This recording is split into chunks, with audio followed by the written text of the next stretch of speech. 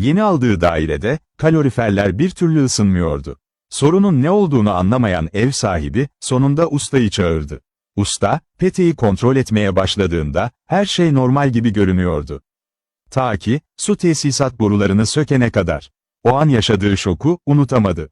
Gördüğü inanılmaz manzarayı an be an kameraya kaydedip sosyal medyada paylaştı.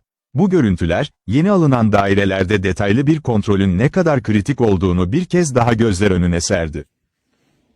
Isınmayan petek için geldik. Havası vardır diye.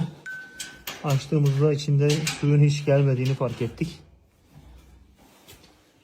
Tesisatta bir problem olabileceğini düşündük. Rekorları gevşettik. Boruyu güçlü çektiğimizde boruyu duvara geçirip hat varmış gibi göstermiş. Aynı şekilde de burada